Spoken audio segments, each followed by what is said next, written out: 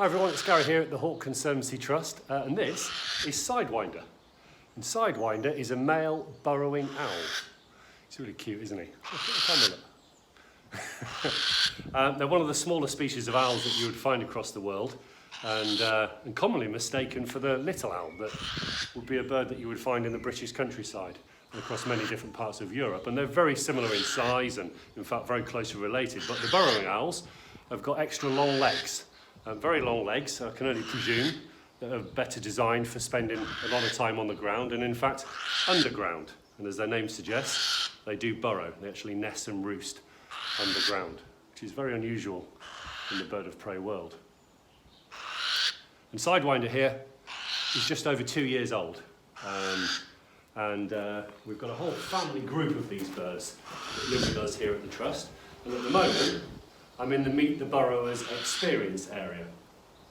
And some of you may have been on a Meet the Burrowers experience if you've visited us over the years. And we've been doing this now for 2 years.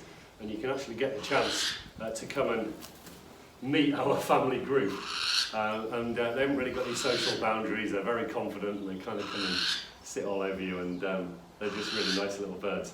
What I'm doing at the moment with Sidewinder is I've set up this little enrichment project here. In the wild, they eat a whole, look at that, they eat a whole array of different prey across America.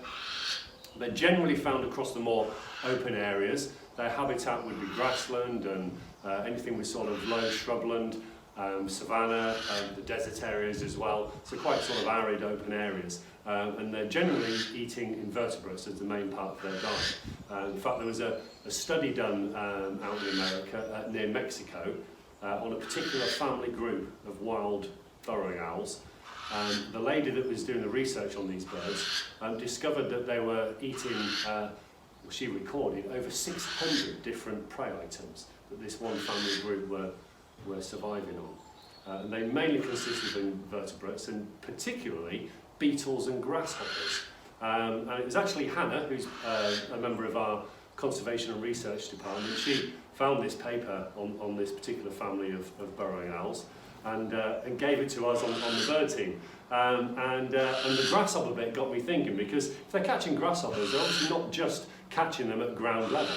Grasshoppers, as we all know, have got this fantastic sort of ability to just hang on the grasses. And they'll sit almost vertically. And I don't know if you can see this on camera, but I've actually baited this bit of grass here with lots of little bits of meat that I've put out here, almost like imitation grasshoppers. And Sidewinder's job, and this is working really well so far, is to perch and pounce. And this is something that owls are renowned for doing, a hunting strategy that they've got.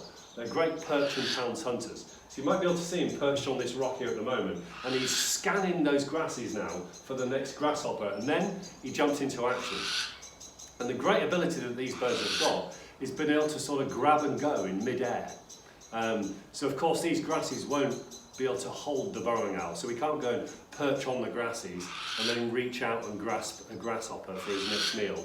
He's got to be able to, in effect, build up speed and then, almost like a kite would do when it's catching insects in mid-air, grasp that grasshopper and then keep on flying in order to feed. Now, I've never witnessed him trying to eat as he's flying, and this is something that we don't think these birds can do, and it's certainly never been recorded, but it's something that kites can do.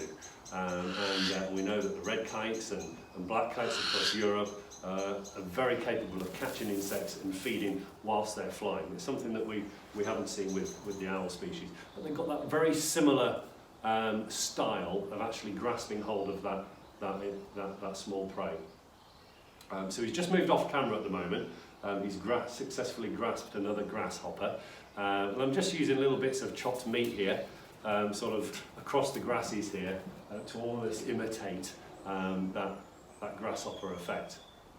And this is a great form of enrichment for the birds. As I said, Sidewinder is one of a whole family group that we've got here, and his brothers and sisters will all do this as well.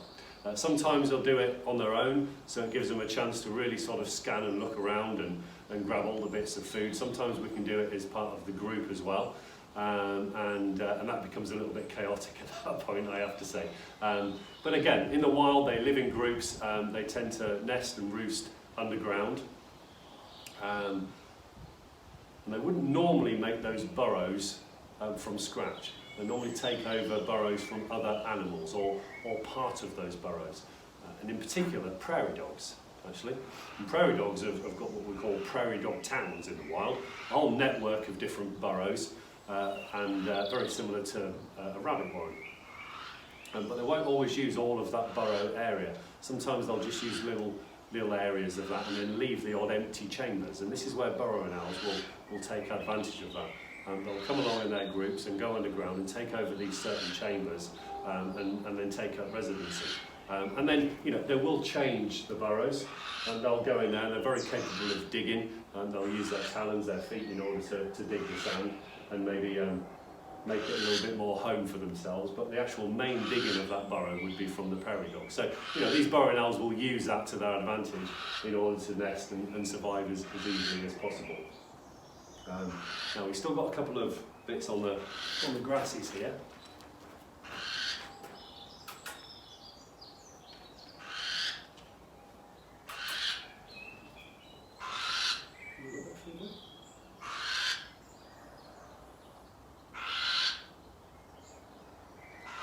Now I mentioned earlier that you may have even been lucky enough to come on one of our burrowing owl experiences, and it may be an idea when things get a little bit back to normal and we can start to open the doors and do these sorts of things again.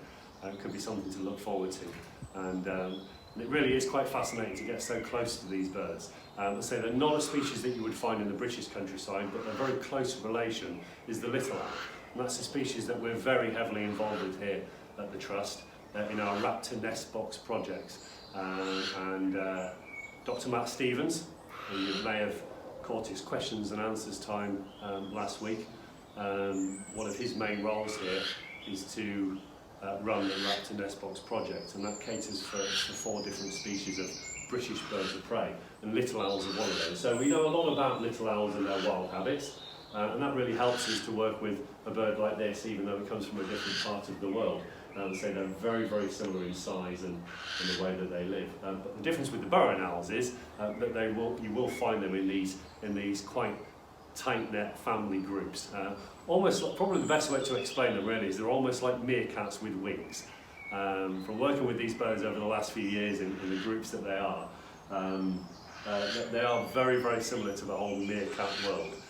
They've got bags of character, and if you've been on one of our Meet the Burrows experiences, you'll know that. They get up to all sorts. Sometimes you see them all gathered together, and I think they're plotting to take over the world. So I think one day we may be overrun by burrowing owls, but we'll see what happens. So we've got a little bit of food here. I'll see if we can help them out with it. We've got them there, look, in the grasses. There we go. Whoa, very good. Again, that sort of grasping in mid-air is quite incredible. Now these birds are generally more active throughout the night time, so from dusk till dawn is when they'll do the majority of their hunting. But they are one of the species of owls that would be active during the day as well. And in the owl world, you can normally tell this by the colour of the eye. And the Sidewinder here has got these beautiful piercing yellow eyes. And this would be a good indicator that they are active during the day as well when they're hunting. But like all owls, they can see at night. But it's a great advantage, really, isn't it, to be able to hunt at all different times of the day.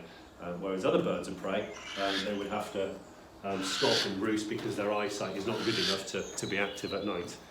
But the burrowing owls, and all of the owls, they've got this huge advantage.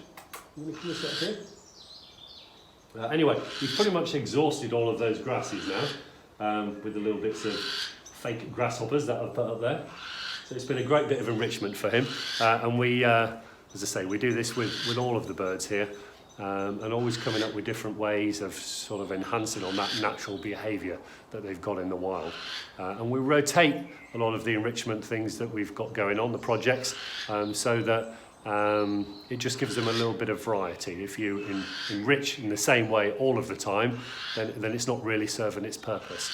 And so we try and vary it and rotate, just to try and keep all of the birds busy and doing what they would naturally be doing. You going to come and join me up here? You're thinking about it, aren't you? That's my attempt at a contact call back to him, which, as you can probably tell, sounds nothing like this call, but it's the best I can do as a human.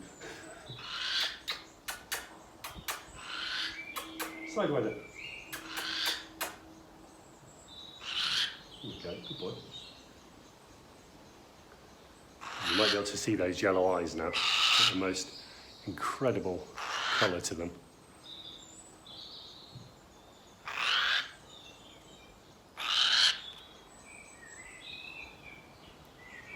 Anyway, I think we ought to let your brothers and sisters have a bit of a go as well, haven't we? 1 down, 3 more to go. But it's been good fun anyway. I hope you've enjoyed that. Thank you very much for listening.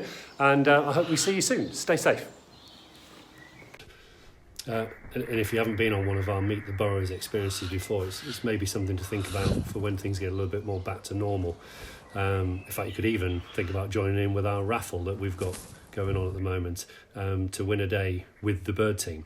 And it'd be bags of fun. We could certainly include the Burrowing Owls on our list of activities to do for the day.